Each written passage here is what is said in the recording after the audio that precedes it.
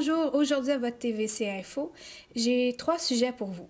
Le premier est une interview avec Mario Aubé, conseiller du district de Masson-Angers. Ensuite, j'ai rencontré Mike DeWard, qui est membre de l'équipe de curling et qui représentera avec son équipe le Québec lors du championnat canadien de curling. Et pour terminer, je suis allée à la rencontre d'entrepreneurs de la région qui participent au programme du Carrefour Jeunesse Emploi de l'Outaouais.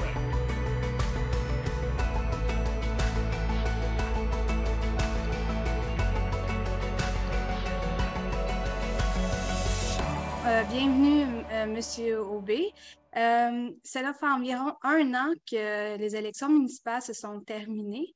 Vous avez été élu conseiller du district de Masson-Angers. Donc, qu'est-ce que vous retenez de votre bilan de cette année? Bien, tout d'abord, la première chose, je voudrais dire aux citoyens de Masson-Angers qui ont fait le choix de me donner leur confiance. En fait, j'en suis très reconnaissant. C'est un privilège qu'on m'a donné l'année passée de pouvoir représenter le district de Masson-Angers autour de la table du conseil municipal. Et quand je croise les gens, honnêtement, je suis vraiment heureux d'entendre que les gens sont satisfaits du travail qu'on fait jusqu'à maintenant comme conseil. Ce que je retiens de cette première année-là, il y a eu beaucoup d'ajustements qui ont dû être faits là, par l'ensemble des élus autour de la table du conseil. Mais une chose est sûre et certaine, c'est que le mot Masson-Angers a été prononcé à maintes reprises autour de la table pour s'assurer là, que tous les dossiers en développement ou qui ne le sont pas pour qu'ils le deviennent dans Masson-Angers, là, on puisse se faire entendre. Et puis, comme secteur très important, là, au même niveau que tous les autres secteurs autour de la table. Puis, quelle réalisation là, que vous êtes le plus fier, que vous avez réussi à le plus avancer ou qui s'est terminée durant la dernière année? J'en aurais tellement à vouloir vous dire dans les nombreuses réalisations. Des fois, ce sont des réalisations qui sont très, très visibles, lesquelles on en est fier. Bien sûr, on ne peut pas passer à côté, finalement, l'arrivée du bassin de Jacques-Amy. Ça, c'est dans le secteur maçon, qui a été commencé là, par le travail de l'ancien conseiller avant moi, qui a été finalement inauguré. Et c'est le bassin, ça, le plus fréquenté de toutes nos piscines dans la grande ville de Gatineau. Alors ça, est sûr et certain qu'on doit en être fier. Pendant la campagne électorale, j'ai entendu parler énormément là, des rues qui sont dans un piètre état. Je vous dirais que c'est la même chose à la grandeur de la ville, mais particulièrement dans le secteur de Masson-Angers, je voulais m'assurer que, là, qu'on amorce des rues, qu'on en ajoute d'autres pour que ça soit fait, pour être sûr qu'ils soient programmés pour qu'on puisse là, avoir des routes carrossables. Puis il y en a encore, honnêtement, là, Forteresse cet été avec une bande cyclable ou multifonctionnelle. Ça, c'est très apprécié. C'était en grande demande dans le secteur de Angers. Il y a également, là, au niveau des investissements là, dans le pavage, justement, où on avait ajouté 190 millions de dollars Oh. sur 4 ans au lieu de 5 ans. Ça, c'est un gros changement qu'on a fait. Puis quand on regarde là, avec le dernier budget, on a investi encore 4,5 millions de dollars supplémentaires dans les services aux citoyens.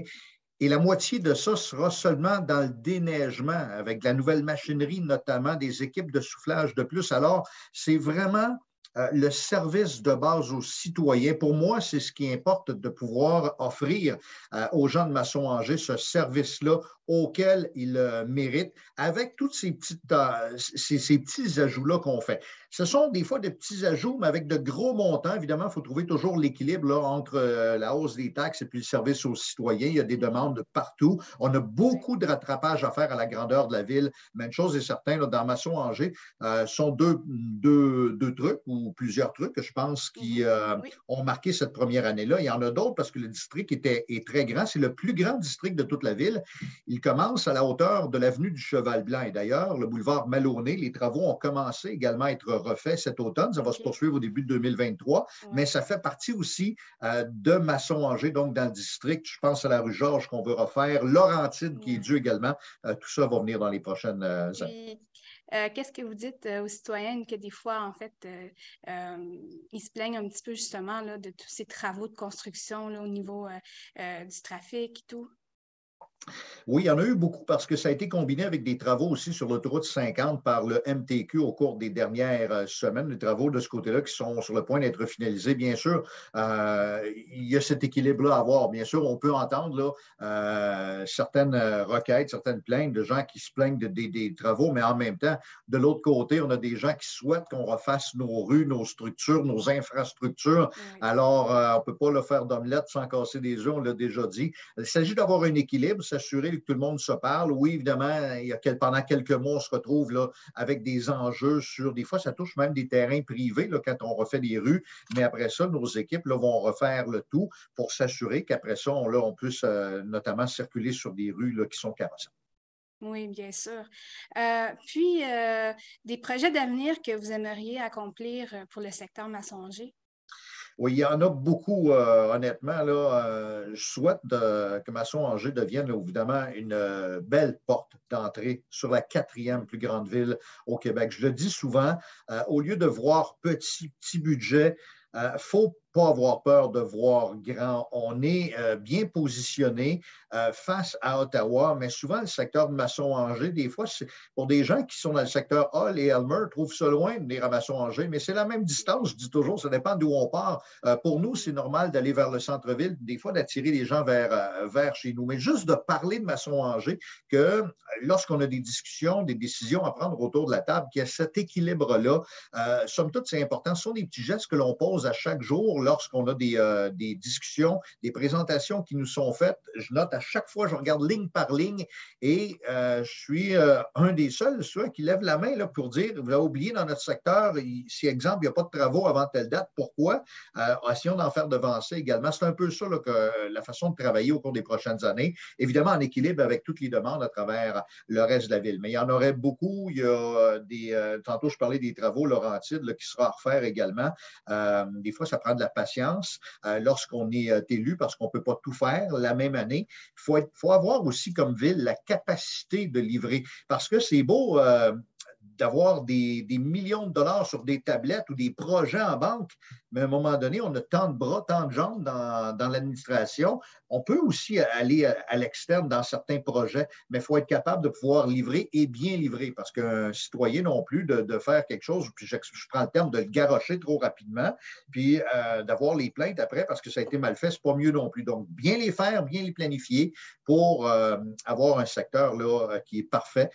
Je dis toujours, c'est le plus beau secteur de la ville, honnêtement. Là, on a la nature qui est quand même tout près, on a les marais qui sont tout près, puis on a évidemment là, de belles résidences. Les rues, il s'agit de s'assurer de les maintenir, puis de continuer de travailler dans ce sens. Je vous remercie beaucoup pour cette entrevue, M. Aubé. Madame Dontigny-Charette, merci beaucoup, ça me fait plaisir et n'importe quand. Parfait. À une prochaine fois. Plaisir.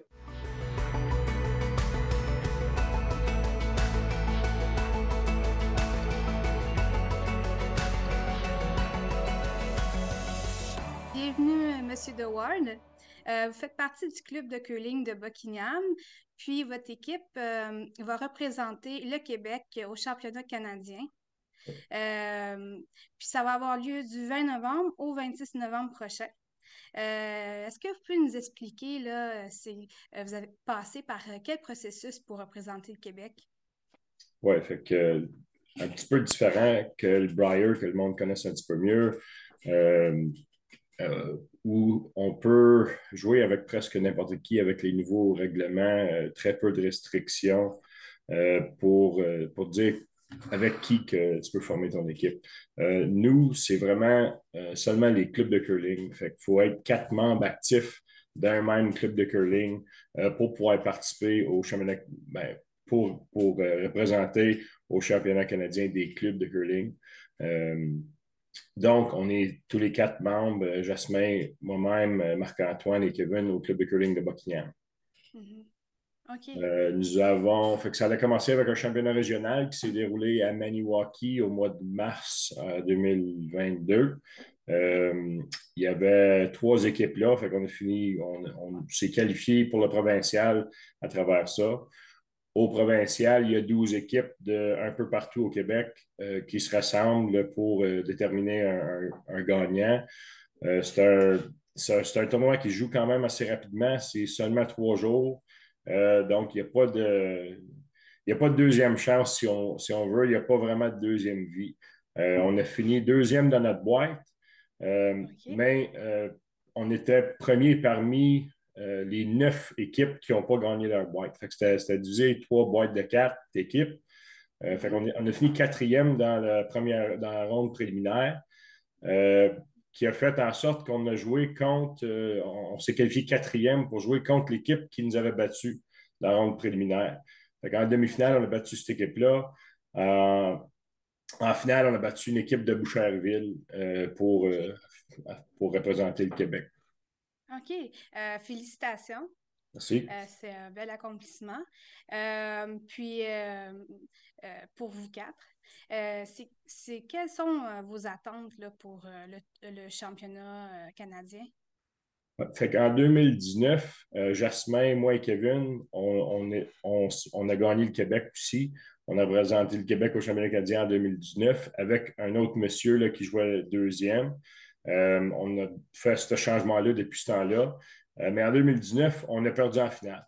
Okay. Fait que quand même, avec la médaille d'argent, on a bien performé là-bas. Mm-hmm. Ça pour dire que cette année, c'est plate. On ne veut pas être cocky, mais notre objectif, c'est définitivement de gagner le championnat canadien. Oh, OK. Ouais. Donc, d'accord, vous voulez gagner la médaille d'or. Effectivement, ouais. On a l'argent, on aimerait ça changer de couleur cette année. Oui, puis en plus, un club de curling de Buckingham, de cette région, là, c'est une équipe qui c'est vraiment bien. Mm-hmm. OK. Donc, mis à part de gagner la médaille d'or pour le championnat canadien, c'est quoi vos plans futurs pour votre équipe? Écoute, ça va, honnêtement, ça risque de sûrement jouer sur comment que ça s'avance au courant de la semaine prochaine. Mais écoute, mis à part le curling, on est 4 chums. Fait que même si on ne joue pas ensemble dans des équipes compétitives, on risque de quand même jouer ensemble dans une ligue ou quelque chose du genre. Ou si c'est pas avec, mais ça va être contre nos amis. OK. Ouais. OK. On n'en a pas trop parlé jusqu'à date. Là. On veut vraiment se concentrer sur ce qui va se passer la semaine prochaine. Après ça, on décidera par où est-ce qu'on veut s'en aller.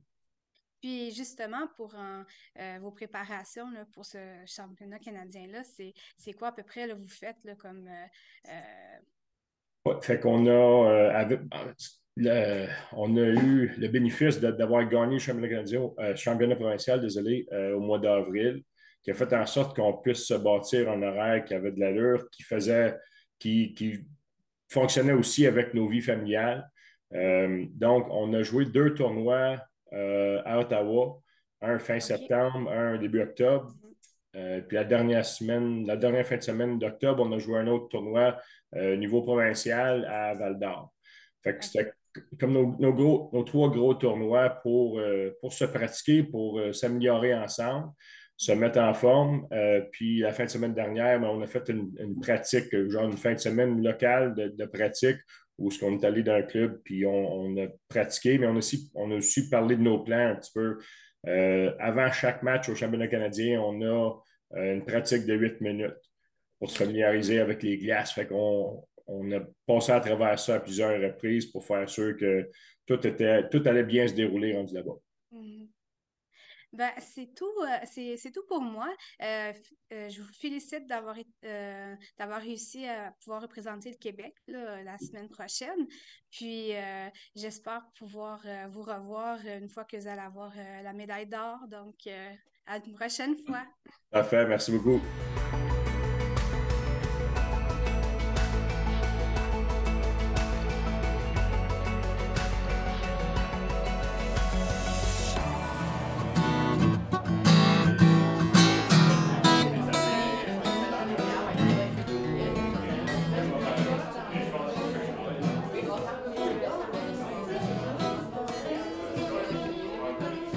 Terre-Neige, c'est de l'hébergement en pleine nature et aussi de la restauration gourmande, locale et de saison. Did you buy them or do you rent? No.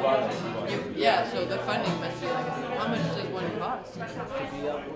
On délivre directement au mini-chalet des paniers cuisinés avec passion à nos clients. Et vous êtes situé où? Vous rendez ces services-là à quel secteur de la ville de Gatineau? Quelle région? On est à Val-des-Monts, juste au nord de Gatineau. On est environ à 25 minutes de Gatineau. OK, parfait. Puis ça fait environ combien de temps là, que vous avez pensé à ce projet-là, que vous travaillez là-dessus? C'est un projet qu'on a en tête depuis plus de 2 ans. Puis ensuite, le temps de mettre en place les autorisations et de construire les mini-chalets. On est ouvert là depuis août 2022. Fait qu'on est très heureux. D'accord. Puis jusqu'à maintenant, comment se passe? Ça se passe vraiment bien. On a des super retours clients. On a même des clients qui ont réservé à nouveau. Je pense que c'est parce qu'on a une offre qui est vraiment particulière. C'est vraiment des mini-chalets qui sont réfléchis, des endroits où est-ce que nous, on aimerait aller. Et aussi, nous, on est vraiment passionnés des agriculteurs locaux. Et l'Outaouais, c'est vraiment une région qui explose en agriculture, en produits locaux. Donc, c'est vraiment facile de s'approvisionner localement. Et puis, on met ça dans nos paniers, dans nos chalets. On a vraiment une belle offre qui met vraiment en valeur la région. Donc, Puis, est-ce que vous pouvez me parler un peu de vos partenaires au niveau agricole?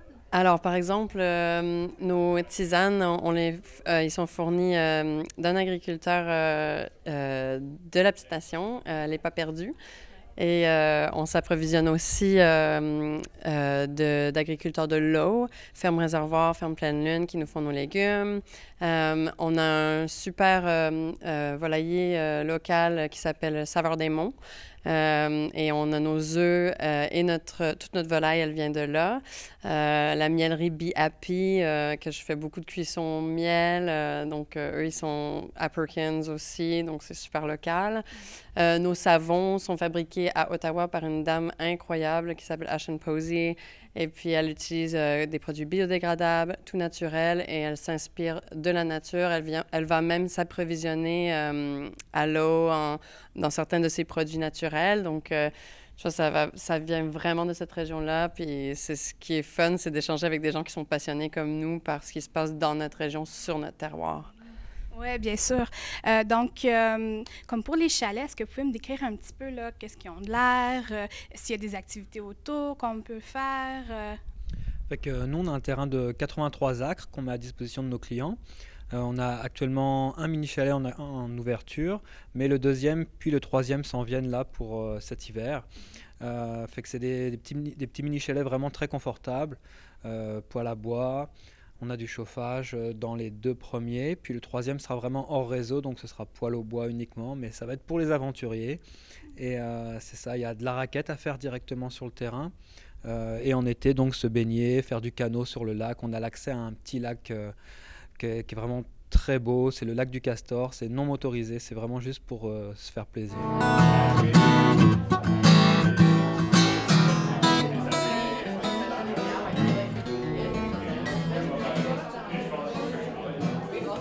Et dans la région, il y a plein d'opportunités de faire des activités locales. Il y a du ski, il y a Arbraska, il y a Parc Nakurtok, où est-ce que tu peux aller prendre des marches l'été, faire de la raquette l'hiver, faire du ski de fond même. On est proche du Parc de la Gatineau, de Wakefield. Il y a du patinage en forêt, mais c'est vraiment, il y a des activités à gogo dans notre région. Donc, on est vraiment très, très, très chanceux d'être dans cette région-là et de pouvoir travailler avec d'autres entreprises. Donc, vous êtes pas mal prêts là, pour accueillir d'autres entrepreneurs, avec vous, j'imagine. Oui, c'est ça. Donc, est-ce que vous pouvez me parler un petit peu, là, pourquoi vous avez participé au programme d'entrepreneuriat avec le Carrefour Jeunesse Emploi? Alors, je l'expliquais tout à l'heure. En fait, moi, je viens de la région, mais j'ai habité très longtemps en Europe, 15 ans. J'ai rencontré William là-bas. William est français et on a déménagé de la France pour venir faire notre projet ici. Et en fait, en arrivant, William a été offert une opportunité de rencontrer un conseiller du gouvernement pour donner plusieurs pistes sur ce qu'il voudrait faire une fois arrivé au Canada, en emploi, des choses comme ça. Et ça avait été proposé parce qu'on était, on est encore, mais on était jeunes, jeunes et avec un projet d'entrepreneuriat, de venir rencontrer quelqu'un au CJEO. Bon, c'était 2 semaines avant la la première fermeture pendant la pandémie en 2020. Donc, on a pu rencontrer virtuellement Catherine Jardon du CGEO qui nous a accompagnés dans notre parcours pendant la première année. Et suite à ça, on a eu beaucoup de chance de pouvoir intégrer le programme STA, soutien aux travailleurs autonomes, avec la MRC des Collines.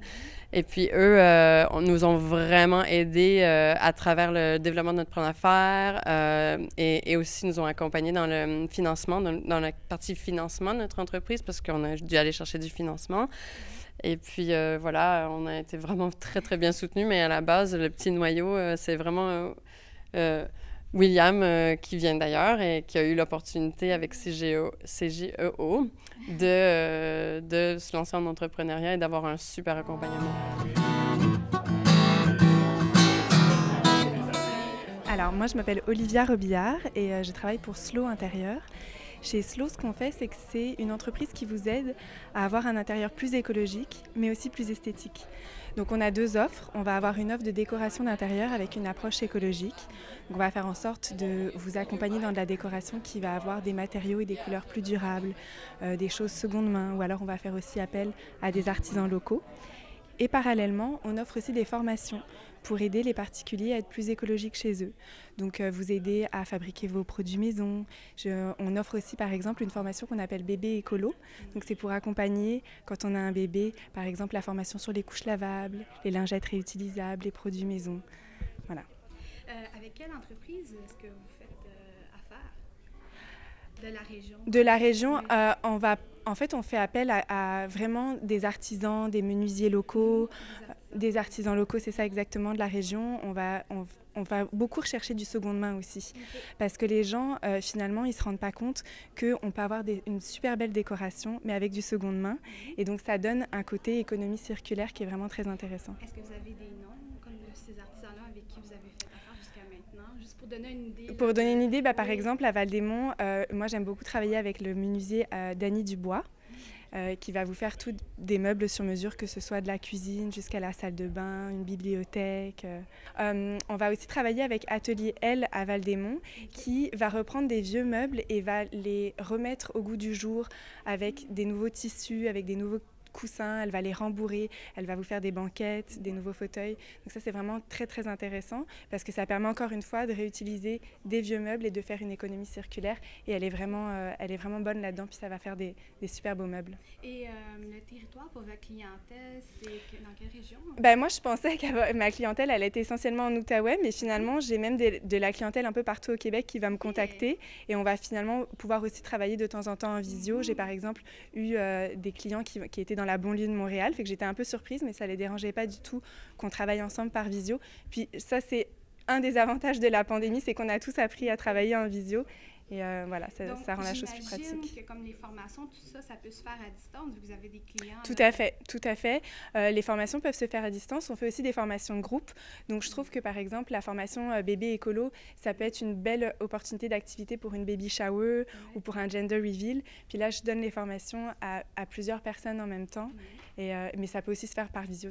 Puis, qu'est-ce qui vous a emmené, si on veut, là, à partir cette entreprise-là, cette histoire un petit peu? En fait, moi, parallèlement, je travaille pour le Conseil de l'environnement et j'ai voulu allier mes 2 passions, qui sont l'environnement et la décoration.